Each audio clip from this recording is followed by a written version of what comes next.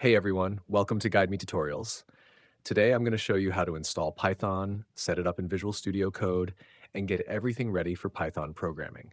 Whether you're just starting out or brushing up on your skills, don't worry, this tutorial is beginner friendly and I'll guide you step by step. By the end, you'll have a fully functional Python setup and even a fun little script to show off. Let's dive right in. Installing Python. All right, let's start with Python. I'll open my browser and search for Download Python. The first link should take us to the official Python website, python.org. Here we are. Now you'll see this big yellow button that says Download Python. I'm on Windows, so I'll grab the Windows version. If you're on macOS or Linux, make sure to pick the version that matches your system. Let's give it a minute for the installer to download. And it's done. Let's open that up.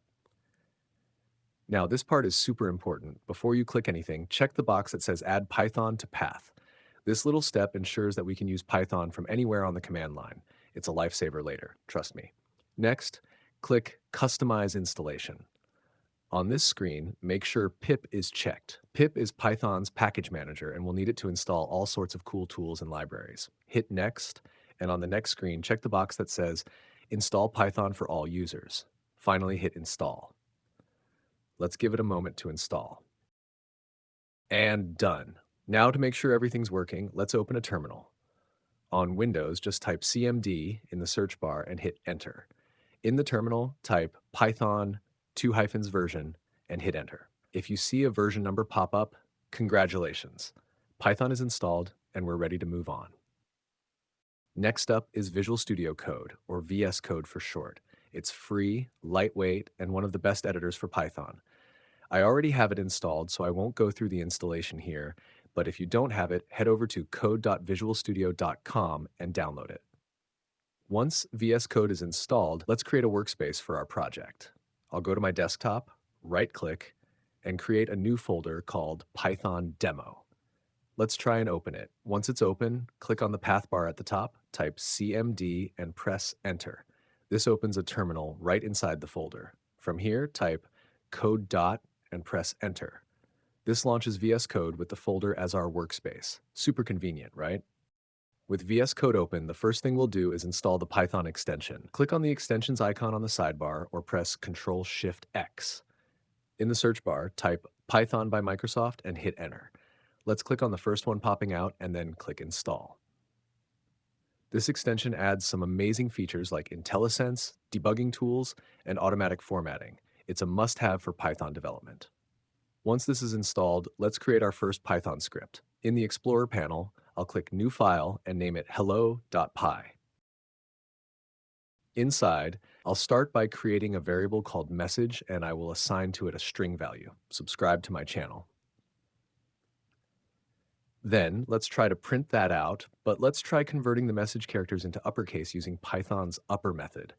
As I type, you'll notice suggestions popping up like .upper. That's IntelliSense at work, helping me write code faster and with fewer mistakes. The code is ready, but as you can see below, there is a yellow message in the bottom VS Code bar telling us to select interpreter. To do so, I'll press Ctrl-Shift-P to open the command palette. From there, I'll type Python, select interpreter, and pick the Python version I just installed. Now to run the script, I'll click the little Run button at the top. And look at that. It works perfectly. Installing packages and setting up virtual environments. When working with Python, you'll often need additional packages to extend its functionality. Let's take NumPy, for example, a powerful library for numerical computing. Before we can use it, we need to install it by typing pip install numpy in our terminal. But wait, this installs it globally, which isn't a good idea. Why? Installing packages globally on your system can lead to conflicts between projects. Imagine one project needs NumPy version 1.21, but another needs version 1.25. Without virtual environments, you'd be stuck in a mess of incompatibilities. So what's a virtual environment? It's like a little bubble that keeps your project's dependencies separate from everything else on your system. There are two ways to create one. The first way is to use the terminal. I'll type python-m-venv-venv and press Enter. But my favorite method is using the VS Code command palette. press Ctrl-Shift-P, type Python create environment, and select it from the menu.